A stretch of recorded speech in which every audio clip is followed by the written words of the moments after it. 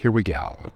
2023, the year that my step putt is dialed, and the year that Circle 2, I own that thing.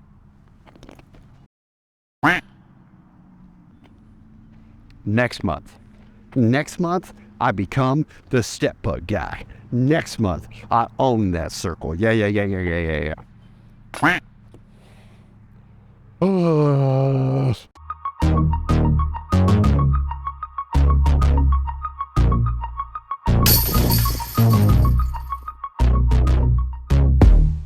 What's up, YouTube fam? Robbie C here. It is week 2 of a brand new year, and if you are anything like, I don't know, most people in the world, you probably are embarking or embracing something called New Year's resolutions. Of course, those can have some weird stigmas to them, but what we want to call them is most likely disc golf goals. These goals are what we use to guide the following year. So I reached out to the Birdie fam and some of you on social media asking what some of your 2023 goals are. But I have to be completely honest here, there was a little bit of an ulterior motive because I know there are some very common goals that a lot of people embrace. I'm a firm believer that setting goals is hugely important to us improving in our game, but I think that there are some common goals that people go about trying to carry out or reach in the wrong way. So what we want to do today is, after looking at the poll of people giving me answers on what they want to improve on, I'm going to dive into the 3 most common goals, how most people attempt to attack them, and how I believe you should attack them in the 2023 year. The first resolution that I think a lot of people try to improve on in a new year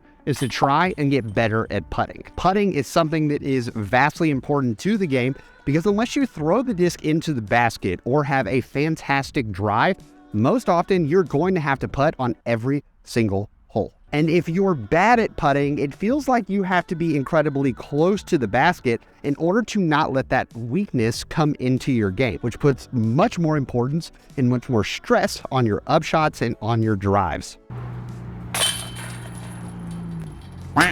So what's a common resolution that people ask for? Well, the most common resolution that I hear people give is that they want to improve their Circle 1 and Circle 2 percentages, and the way they're going to go about that is by getting to the practice basket and putting 100 times every single day. Now, this isn't specific to any one person because I firmly believe that 100 is a very generic number, and even looking through some of the responses that I was given on what you want to work on this year, 100 was the #1 answer people gave. But here's my issue with 100 putts a day. The first is that it becomes very results oriented, and what happens if you get to the end of that 100 putts and you still feel like you haven't actually gotten the putt dialed for that day? That can lead to you adding more putts to your game and create an ambiguous amount of time that you're going to spend out there working on your putt. That also leads us to staying out there too long so that we throw the 100 putts and things seem to feel dialed for that day. And then we start having some micro errors, so we make some micro adjustments, which actually takes us away from a clean putting stroke. So my solution is that if you want to improve your putting in 2023, what you need to do is set a dedicated amount of time that you're going to spend putting every single day. I talked about this a little bit in Vlogmas, I believe it was like day 4, but I love embracing the Nate Sexton method and kind of adding a twist of it to my own, which is you're going to take 3 putters and you're going to start about 10 feet away from the basket.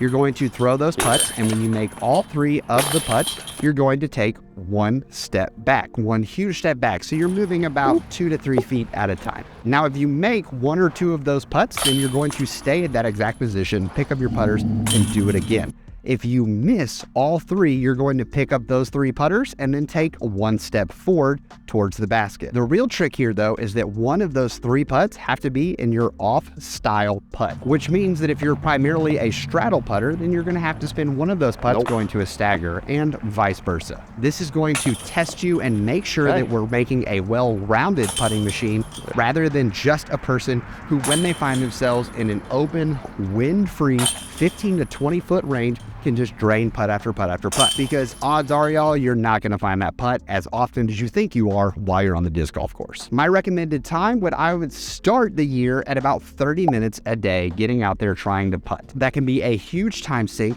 but when we're building the habit and we're really trying to refine our form, it's just going to take more time. But once you've put in that 30 minutes a day for about 2 to 3 months, you can actually tone that time back, because at that point, we're not trying to develop our putt or refine it. We are just trying to keep it dialed at the great putt that it is. When I go weeks without getting to my putting practice, I can absolutely tell when I find myself out on the course. But some of you like those very particular answers, so after 2 to 3 months, I would suggest dropping back to a 20-minute time period, and eventually you can move it down to 15. Anything less than 15, I think, would not be useful, and you might as well skip that day on the putting practice. Oh. Oof. Ooh. Our second resolution that a lot of people lean into in their New Year's or disc golf goals for the year is that they want to add more distance to their game. Now, once again, I'm not saying that any of these resolutions are bad. I personally want to add distance to my game as well, and it's one of the biggest reasons that I'm taking the year off, is because I don't believe that I can put in the proper work needed to gain that actual distance while I'm out there on the course. Now, here at hole 4 at Magnolia Links Disc Golf Course, this is the longest hole on the course, and while it comes in at 346 feet, for some that feels super short, and for others that feels like it's an eternity away. Especially on this course where most holes find themselves around that 200-foot mark, this hole can be an absolute monster and become a landmark that people want to achieve while they're out there on the course. So what I think a lot of people do for distance is that they believe they can go do field work once every other week, or they can even just change their discs entirely, and if they step up and they want it more, or they watch more form videos, that is what's going to give them the distance. There has to be that one piece or video out there that's just going to be the key to get me to start launching the disc 557 feet. Oh, that's never going to be seen again.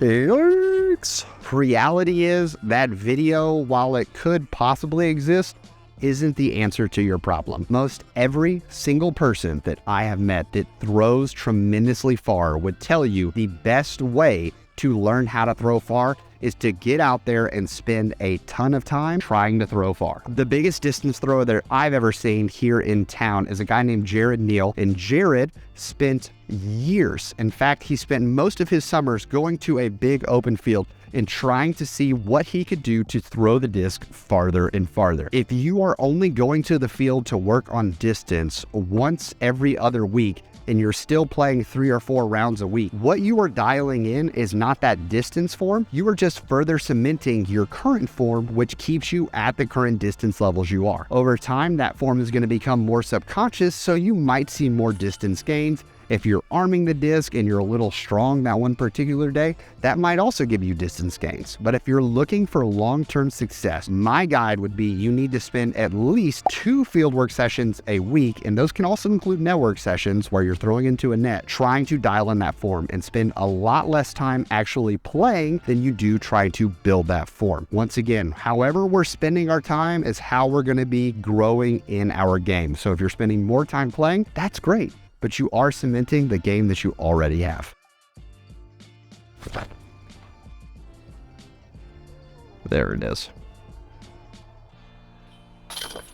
Back putt, baby. And finally, the piece that I believe lots of people who play in events and tournaments try to take part in is, how do I reach this rating this year? I think that adding a rating goal is fantastic for giving you a chance to have a measured track or a measured piece to see I have actually improved because I've gone from this rating to this rating. My 2 biggest pieces of warning when it comes to ratings, though, are that 1, ratings can be manipulated in a vast number of ways. If you show up to an event and a high-rated person is there, the ratings are naturally going to be higher. But if you play at an event and the high-rated players don't show up, the ratings are not going to be as favorable. If a course has a lot of OB, then it also is going to rate extremely high, versus a track that does not have a lot of OB, ratings are going to be a lot more punishing, especially if you play more of a pitch and putt style course that does not have OB. So when players step into trying to reach this rating, what I think can happen a lot of time is that by pushing themselves to that number, they put an insane amount of pressure on themselves to actually try and reach that rating. So when they get close, those rounds around that rating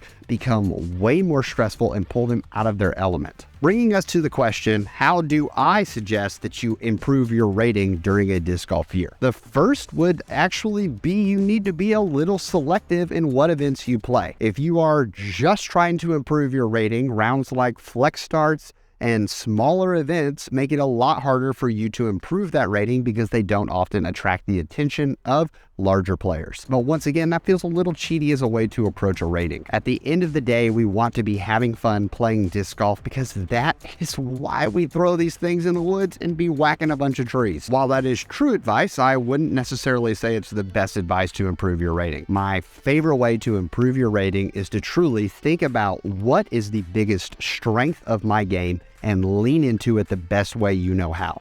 If you are incredibly good at approach shots, then when you are preparing for an event, a lot of people will spend time working on the weaknesses of their game rather than simply leaning into the strengths. And I'm a firm believer that if you have your approaches dialed and you're bad at putting, then your approaches are going to leave you a lot of chances that you don't actually have to putt. If you're bad off the tee, but you're fantastic at scrambling when you find yourself in the woods, then spend a little more time scrambling because your bad tee shots are going to put you in those circumstances and your strengths are going to continue to shine. One of the best activities that I can recommend for any player is to sit down with a sheet of paper and write down what are the biggest strengths of my game and what are my favorite discs and discs I'm most comfortable with in my bag. And then what are the biggest weaknesses of my game and what discs am I least comfortable with? When you have that list in front of you, use that as the roadmap on how you're going to plan and prepare for events. If you lean into those confident discs when you're out there during your tournament rounds and you've practiced your strengths, odds are you're going to play some pretty fantastic golf, which is then in turn going to lead to better ratings overall. Don't play for the rating. If you get out there and just play good golf, I promise you, playing golf that you're proud of is always going to result in better ratings than playing for your rating, because most often it's just going to lead to disappointment. So that's going to wrap it up for today's video. I hope this was a little bit helpful as we kind of dove into some New Year's resolutions that I really do feel like are pretty common inside the game of disc golf. I'm sure there are tons of resolutions that I didn't get a chance to address, so feel free to leave a comment down below if you have more of a unique goal that you're going for, and I'd love to maybe help answer it in the comments below, or you as the viewers can help answer these below as well to talk about how you would attack that particular goal. One of my favorite parts about the Robbie C community is that it is all about helping each other improve one stroke at a time, so I always want us to feel kind towards one another, but also know that you're not alone in the struggle that you're facing. With all of that being said, I really do wish you the best of luck in achieving your goals in the 2023 year, and I hope that the Robbie C channel can be a resource for you in trying to reach those goals. I'm going to be focusing a lot of content on the 3 goals that we talked about this year and how we can best give you the tools to put into your disc golf toolbox to achieve each and every one of them. In the meantime, I hope you have a fantastic day and that you can make it amazing for someone else too. But for now, I'm going to leave you with the birdie.